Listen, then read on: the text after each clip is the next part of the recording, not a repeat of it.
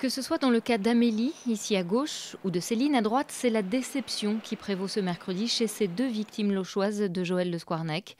Si l'ancien chirurgien a bien été condamné par la Cour criminelle de Vannes à la peine maximale de 20 ans de prison, il pourrait être libérable dès 2031 dans le meilleur des cas, une échéance beaucoup trop proche pour Amélie. J'aurais aimé qu'il sorte jamais, qu'il ait effectivement les soins, à la sortie de ses 20 ans et qu'il revoie jamais le jour, qu'il puisse jamais se promener dans la rue, qu'il puisse jamais revoir sa famille, revoir ses enfants, les gens qu'il aime. Nous, on souffre depuis des années et lui finalement, il va ressortir en 2031, tout va bien, quoi.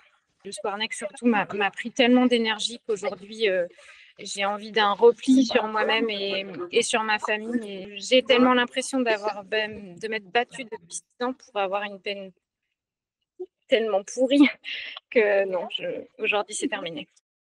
Le pédocriminel a également été condamné à un suivi socio-judiciaire et à une injonction de soins de 15 ans, trop peu selon Céline et son avocate, qui redoutent que par manque de moyens, le chirurgien ne soit jamais soigné lors de sa détention. Dans 6 ans, il est dehors et franchement, ça fait peur, quoi. Ça fait peur parce qu'on va encore relâcher un fauve, hein. Voilà, c'est à croire que ils veulent pas que la situation change. Voilà. Moi, je le prends comme ça. On a été entendu par rapport à l'injonction de soins, mais c'est pas assez. 15 ans, c'est pas assez. On a été entendu, mais on n'a pas été écouté en fait pour notre combat. Alors, pour que la situation évolue, Céline a envoyé ce mercredi matin cette lettre ouverte au président Macron.